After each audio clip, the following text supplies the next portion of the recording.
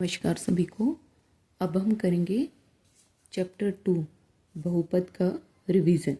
पहले हम थोड़ा सा देख लेते हैं इंट्रोडक्शन, क्योंकि बहुपद जो चैप्टर है वो हमने 9th में भी कर रखा है। तो बहुपद होता क्या है? चर, अचर और गणितीय संक्रियाएं प्लस माइनस मल्टीप्लाई डिवाइड, इनको मिला के जो बीजीय व्यंजक हम लिखते हैं उसे बहुपद कहते हैं। और उसमें हमें एक ध्यान और रखना पड़ता है कि जो चर होते हैं उनकी घात जो है वो एक नेगेटिव नहीं होनी चाहिए, ऋणात्मक घात नहीं होनी चाहिए, मतलब वो हर में लिखे हुए नहीं होने चाहिए। और जो घात होती है चर की वो एक पूर्ण संख्या होनी चाहिए। पूर्ण संख्या का मतलब है या तो 0 हो सकती है या 1। पूर्ण संख्या आपको पता है 0 से स्टार्ट होते हैं, 1 2 3 4 5 6 एंड इन्फिनिटी तक जाते हैं। तो ये तो चर की घात पूर्ण संख्या होनी चाहिए। क्या नहीं होनी चाहिए? नेगेटिव नहीं होनी चाहिए, क्योंकि पूर्ण संख्या नेगेटिव नहीं होती। और क्या नहीं होनी चाहिए? अपॉन में नहीं होनी चाहिए, जैसे 1/2 हो जाए, 1/3 हो जाए। तो चर जो हैं आपको पता होगा चर क्या होते हैं। चर जैसा कि नाम से पता चल रहा है, चर मतलब जिनका मान, चर मतलब चलायमान, जो चलता रहे, जिसका मान बदलता रहे, उसे चर कहते हैं। तो चर में हम यूज़ करते हैं X Y Z S T U, जो भी हम यूज़ करते हैं जिनका मान हर एक हमारे बहुपद में या समीकरण में अलग अलग आता रहता है। हम उसको सॉल्व करते हैं, एक्स की वैल्यू कहीं 2 आ जाती है, कहीं 3 आ जाती है, कहीं -1 आ जाती है, कहीं रिपीट हो जाती है। तो जिनका मान बदलता रहे उन्हें हम चर बोलते हैं। और अचर जो हमारे संख्याएं होती हैं वो अचर होती हैं, क्योंकि उनके मान बदलते नहीं है, जैसे जो वैल्यू है वो वही रहती है। तो अचर हमारी संख्याएं हैं और चर हमारे एक्स वाई जेड जो हम यूज़ करते हैं। तो इनको यूज़ करके जो लिखा जाता है वो क्या है? हमारा बहुपद है। तो ये इसका इंट्रोडक्शन हो गया। तो यहाँ पे जो मेनली आपके क्लास 10th में है वो द्विघात बहुपद के बारे में आप को पढ़ाया गया है, और उसी से रिलेटेड मोस्टली क्वेश्चन आते हैं। तो फर्स्ट क्वेश्चन जो यहाँ पे बनता है इस चैप्टर में, वो बनता है शून्यक ज्ञात करने, शून्य ज्ञात करना। अब शून्य ज्ञात करना है किससे? ग्राफ देख के, ग्राफ से, ठीक है। और एक हमारा गुणन खंडन करके, और तब हम बहुपद का शून्यक निकालेंगे। तो शून्यक होता क्या है पहले थोड़ा सा हम ये देख लेते हैं। चर जो बहुपद होता है, बहुपद में चर होता है। मान लो मैंने ले लिया x + 5, एक बहुपद है, इसमें ये चर है, ये अचर है, ये गणितीय संक्रियाएं हैं। तो ये एक बहुपद है, क्योंकि चर की घात क्या है? यहाँ पे 1 है। तो हमारा ये बहुपद है। इसमें x की मान क्या रखें कि ये पूरा बहुपद क्या हो जाए? 0 हो जाए, है ना। तो हम क्या रख सकते हैं? x की जगह अगर मैं -5 रखूं और ये +5, -5 + 5 क्या हो गया? 0। तो इसने x की वैल्यू -5 ने इस पूरे बहुपद को क्या बना दिया? 0। तो x = -5 इसका क्या है? शून्यक है। क्लियर है बेटा?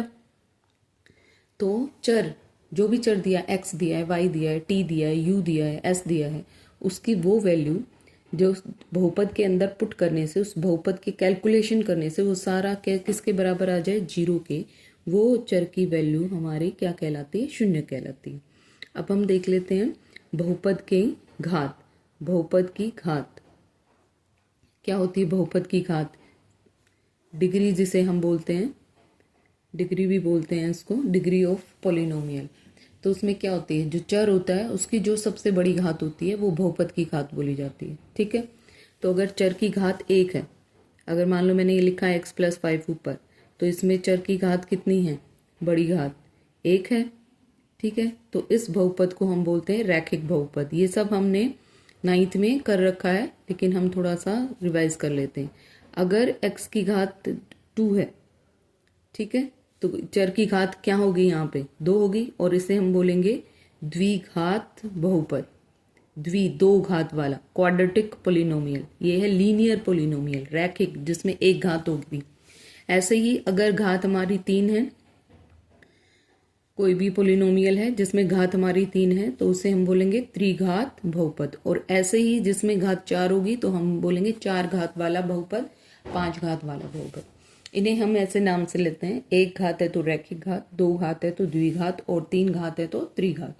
ये था थोड़ा सा रिवीजन जो 9th क्लास से हमने किया हुआ था। अब है शून्य ज्ञात करना ग्राफ से। ग्राफ जो है किसी भी बहुपद के ग्राफ कैसे भी बन सकते हैं। जैसे मैंने देख लिया यहाँ पे, ये हमारा एक्स एक्सेस है और ये हमारा वाई एक्सेस है। तो एक स्ट्रेट लाइन से भी जा सकते हैं, ठीक है, और कर्व में भी जा सकते हैं जो बहुपद के ग्राफ होंगे ऐसे, ठीक है। तो इसमें एक क्वेश्चन आता है 1 नंबर का कि वो पूछता है कि शून्य ज्ञात कीजिए, कितने शून्यक हो सकते हैं इन बहुपद के। जो बहुपद इन ग्राफ द्वारा दिखाए गए हैं उनके कितने शून्यक हो सकते हैं। तो एक इजी वे है, हम ये देखेंगे कि ये ग्राफ एक्स एक्सिस कौन सी, ये वाली, ये एक्स एक्सिस है, ये एक्स एक्सिस है, ये एक्स एक्सिस है, कितनी बार क्या कर रहा है, इंटरसेक्ट कर रहा है, काट रहा है, प्रतिच्छेद कर रहा है या टच होके जा रहा है। जितनी बार भी वो एक्स एक्सिस को काट रहा है जिस भी पॉइंट पे, वो उस बहुपद का क्या है, शून्यक है। तो हम यहाँ देखें कि ये एक्स एक्सिस को यहाँ काट रहा है, ये है, ठीक है, ये पॉइंट है 1। तो इसका शून्यक क्या हो जाएगा इस बहुपद का, जो बहुपद इस ग्राफ से दिखाया गया है उसका शून्यक हो गया 1, ठीक है। अब मैं एक और बात बता दूं, जितनी शून्यक की घात होती है उतने जितनी बहुपद की घात होती है, अभी बताया था ना बहुपद डिग्री, बहुपद की घात, तो जितनी उसकी घात होती है उतने ही उसके शून्यक होते हैं। अगर शून्यक 1 है तो उसकी घात भी क्या होगी, 1, और वो कैसा बहुपद होगा, रैखिक बहुपद। ये आपसे पूछा जा सकता है, ठीक है। अब यहाँ अगर मैं देखूं तो कहाँ कहाँ वो एक्स एक्सिस को इंटरसेक्ट कर रहा है, यहाँ पे ये दूसरा और ये तीसरा, 3 बार वो उसको इंटरसेक्ट कर रहा है, प्रतिच्छेद कर रहा है, ठीक है। तो यहाँ पे शून्यक कितने हो गए, 3, और जितने शून्यक उतनी ही घात।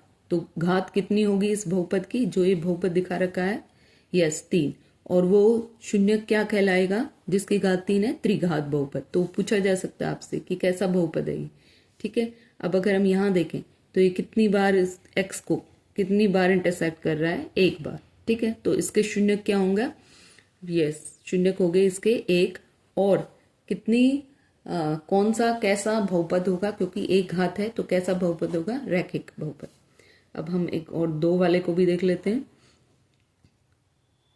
ऐसे करके। तो कितनी बार ये एक्स एक्सिस को इंटरसेक्ट कर रहा है, 2 बार, ठीक है। तो शून्यक कितने होंगे, 2, शून्यक हो गए 2, और कैसा बहुपद ये होगा, यस कैसा बहुपद होगा, द्विघात बहुपद। तो हम ऐसे ग्राफ से, अब कहा सकता है 1 नंबर में, ग्राफ से हम क्या कर सकते हैं, शून्यक ज्ञात कर सकते हैं। ऐसे भी हो सकता है कि ये टच करके इसको चला जाए, मान लो ये मेरा ग्राफ है और ये आया और ये चला गया, तो आप बोलोगे कि तो इंटरसेक्ट नहीं कर रहा, इंटरसेक्ट नहीं, टच अगर कर रहा है एक पॉइंट पे तो भी क्या होगा, ये इसका शून्यक होगा। अब एक क्वेश्चन ऐसा भी आता है कि उन्होंने एक्स एक्सिस पे आपके जो नंबर हैं वो लिख दिए, नंबर लाइन होती ना, ये लिख दिए, और उन्होंने यूं करके और इस तरीके का उन्होंने ग्राफ बना दिया, ठीक है। तो वो पूछ सकते हैं कितने शून्यक, तो हम देखेंगे कितने शून्यक, एक यहाँ पे इंटरसेक्ट कर रहा है, एक यहाँ पे, तो शून्यक कितने हो गए, यस शून्यक हो गए हमारे 2। कौन कौन से हैं ये भी पता कर सकते हैं। यहाँ पे x की वैल्यू क्या थी, -3, यहाँ पे x की वैल्यू क्या थी, 2, तो x इक्वल टू -3 और x इक्वल टू 2 इस जो बहुपद दिखाया गया है ग्राफ से उसके शून्यक हैं। अब हम इस चैप्टर में और भी करेंगे, अगर मुझे शून्यक पता है तो मैं बहुपद भी बना सकती हूँ, ये मेरा फार्मूला आगे हम डिस्कस करेंगे। तो ऐसा क्वेश्चन भी आ सकता है कि वो पूछे कौन कौन शून्यक बताओ, कौन कौन से हैं, बिना सोल्व के, बिना आपके पास बहुपद है, तो आप ये देख के बता सकते हो कि वो x की वैल्यू को जहां जहां क्या कर रहा है, इंटरसेक्ट कर रहा है, तो वहां कोई ना कोई x की वैल्यू है, वही x की वैल्यू इस बहुपद का, किस बहुपद का, जो इस ग्राफ द्वारा दिखाया गया है ना। 9th में क्या, हमें रैखिक समीकरण भी हम ग्राफ में दिखा सकते हैं, बहुपद भी हम ग्राफ पे दिखा सकते हैं। तो ग्राफ देख के हम पता लगा सकते हैं कि दिए गए बहुपद के कितने शून्यक है। जितने शून्यक होते हैं उतनी ही उसकी घात होती है, और घात के आधार पे हम बहुपद को रैखिक बहुपद, द्विघात बहुपद, त्रिघात बहुपद, 4 घात वाला बहुपद, 5 घात वाला बहुपद ऐसे बता सकते हैं ये बहुपद का प्रकार, ठीक है बच्चा। आशा करती हूँ कि आपको ये थोड़ा समझ में आया होगा। तो आप ये देख के वीडियो और एनसीईआरटी की बुक से अपने क्वेश्चन सॉल्व करेंगे। धन्यवाद।